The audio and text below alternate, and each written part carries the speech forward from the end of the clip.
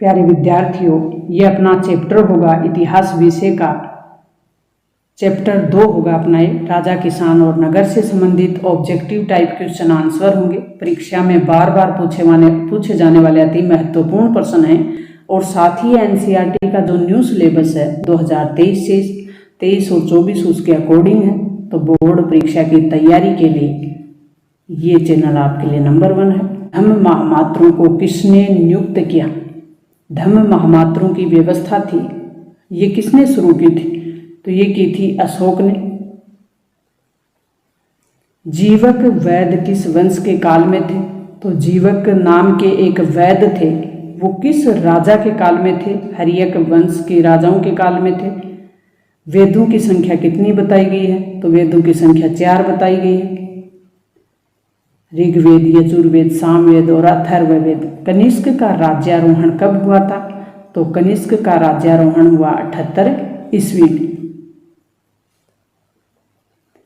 मुद्रा राक्षस किसकी रचना है? ये रचना किसने लिखी थी मुद्रा राक्षस की? तो ये लिखी थी विशाखादत्त ने। मुद्रा राक्षस की जो रचना है वो लिखी विशाखादत्त ने। कलिंग की लड़ाई कब लड़ी गई थी? तो 261 ईस्वी पूर्व।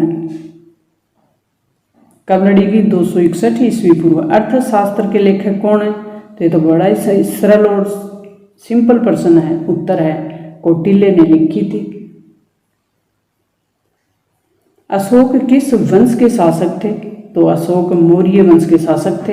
भारत की सबसे प्राचीनतम लिपि कौन सी है? तो भारत की सबसे प्राचीनतम लिपि है वो है ब्राह्मी लिपि। विश्व में पाई जाने वाली पहली धातु कौन सी थी? तो ये थी तांबा। शक संवत की शुरुआत कब से मानी जाती है? तो शक जो संवत है उसकी शुरुआत मानी जाती है वो 78 ईस्वी से 78 ईस्वी से। ताम्र लिपि बंदरगाह है वो कहाँ स्थित है? तो ये बंगाल में है। ताम्र लिपि बंदरगाह कहाँ पे है? बंगाल में। चाणक्य भारत के किस शिक्षण संस्थान में अध्ययन करवाते थे? तो ये थे तक्षशिला विश्वविद्यालय जो वर्तमान में पाकिस्तान में है। नालंदा विश्वविद्यालय बिहार में है, तक्षशिला पाकिस्तान में है। प्राचीन भारत में आदंतपुरी विश्वविद्यालय कहाँ स्थित था?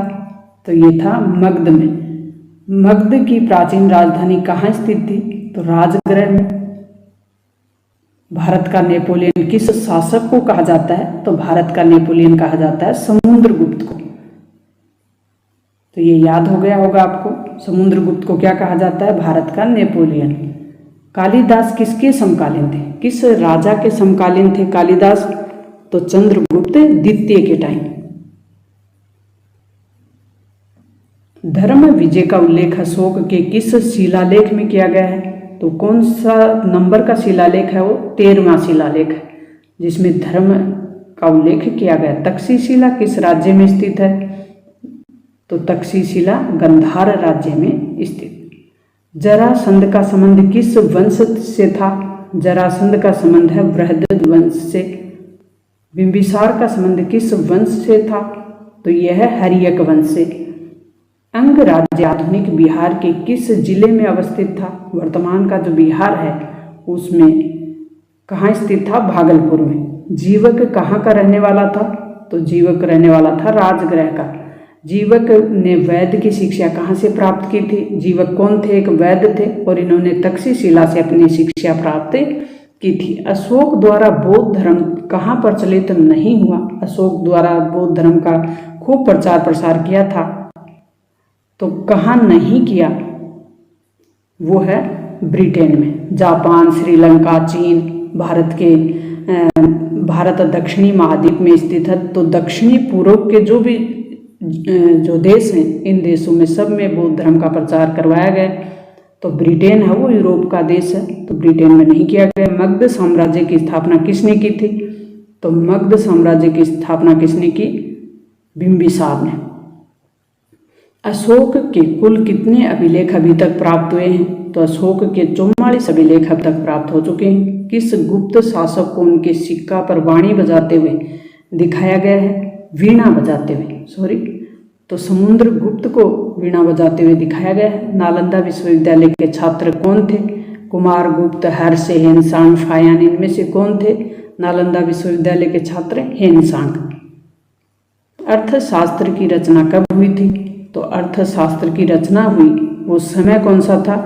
तो वो समय था 4वीं शताब्दी ईसा पूर्व। अर्थशास्त्र किसने लिखी थी? कौटिल्य ने। और इसकी रचना का काल था चौथी जो शताब्दी थी वो ईसा से पूर्व है, जिसको ईसवी पूर्व बोलते हैं। अर्थशास्त्र में कितने प्रकार के विवाह का उल्लेख हुआ है? तो 8 प्रकार के विवाह का उल्लेख हुआ है। भारतीय इतिहास का कौन सा काल स्वर्ण काल के नाम से जाना जाता है? तो गुप्त काल को स्वर्ण काल के नाम से जाना जाता है।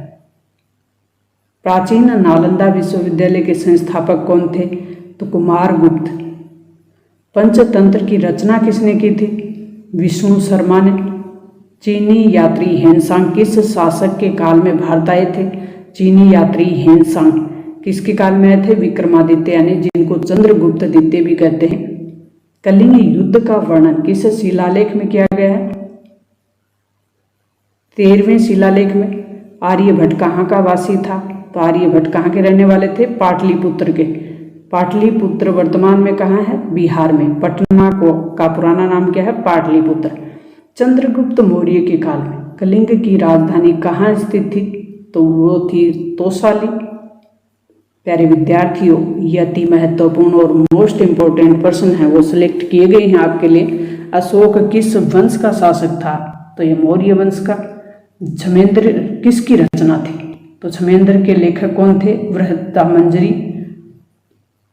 तो प्यारे विद्यार्थियों, अति महत्वपूर्ण प्रश्नों की सीरीज आपके लिए, जो कि आपके लिए परीक्षा उपयोगी थी, महत्वपूर्ण थी, वो आपके लिए तैयार की गई। मुझे उम्मीद है कि यहाँ से आपको एग्जाम में कई प्रश्न देखने को मिलेंगे और आपके जो मार्क्स हैं वो इम्प्रूव होंगे। सभी बच्चे चाहते हैं, उनके पेरेंट्स भी चाहते हैं कि बच्चों के अच्छे मार्क्स बने, वो अच्छे मार्क्स से पास हों ताकि अच्छा रिजल्ट आए।